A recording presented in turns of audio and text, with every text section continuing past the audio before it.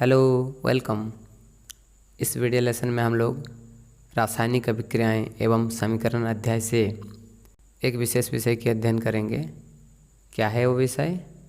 वह है रासायनिक अभिक्रिया की क्या क्या विशेषताएं हैं। यह सवाल आज की मुख्य विषय है। कहने का अर्थ है, यानी कि प्रश्न का अर्थ है कि एक रासायनिक अभिक्रिया होने पर हमें वहाँ क्या क्या देखने को मिलती है, उसकी क्या विशेषताएं हैं, एक अभिक्रिया के क्या क्या विशेषताएं हैं। जब रासायनिक अभिक्रिया होती है तो वहाँ पर क्या क्या परिवर्तन होते हैं, क्या क्या देखने को मिलते हैं, ऐसी क्या चीज़ होती है जिससे पता चल जाता है कि रासायनिक अभिक्रिया हो रही है। तो आइए इसकी जानकारी प्राप्त करते हैं। तो जब एक रासायनिक अभिक्रिया हो रही होती है तो हमें देखने को मिलती है, यानी कि उस रासायनिक अभिक्रिया की विशेषताएं हैं। पहली, गैस की उत्पत्ति। दूसरी, अवस्था में परिवर्तन। तीसरी, रंग में परिवर्तन। चौथी, ताप में परिवर्तन। पांचवी, अवक्षेप का बनना, या कह सकते हैं अवक्षेप का निर्माण। तो आइए एक एक करके इन सभी बिंदुओं को देखते हैं। तो सबसे पहला पॉइंट लेते हैं, जो है गैस की उत्पत्ति। कुछ अभिक्रियाओं के दौरान गैस की उत्पत्ति होती है। जब जिंक धातु की अभिक्रिया तनु सल्फ्यूरिक अम्ल से कराते हैं तब हाइड्रोजन गैस की उत्पत्ति होती है, तब हाइड्रोजन गैस उत्पन्न होती है।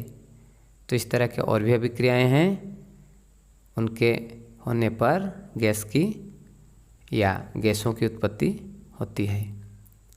दूसरा, अवस्था में परिवर्तन।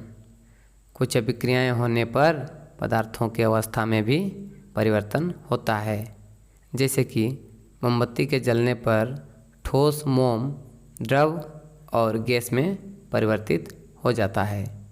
यहाँ मोम के जलने पर मोम ठोस अवस्था से द्रव अवस्था एवं गैसीय अवस्था में परिवर्तित हो रही है।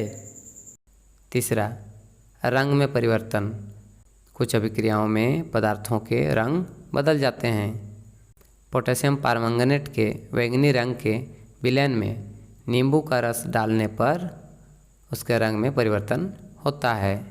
तो इस तरह और भी अभिक्रियाएं हैं जिसमें रंग का परिवर्तन होता है। चौथा, ताप में परिवर्तन।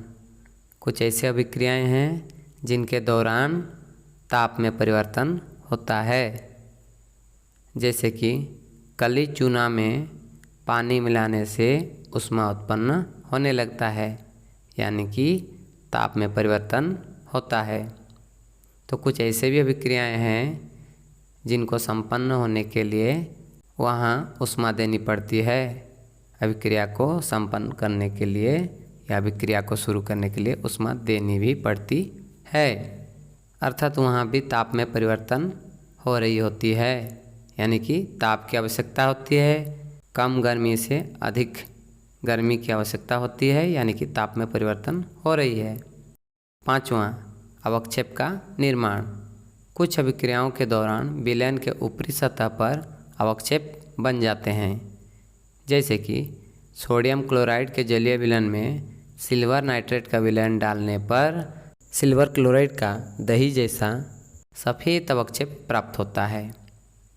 इस तरह के और भी कई उदाहरण हैं, कई रिएक्शंस हैं जिनमें अवक्षेपों का निर्माण होता है, जो कि हम लोग आगे देखेंगे। तो आप लोग समझ चुके होंगे तो किसी रासायनिक अभिक्रिया में क्या क्या देखने को मिलता है। Hope it makes sense to you. Then see you in next video lesson. Thank you, thanks for watching and keep watching.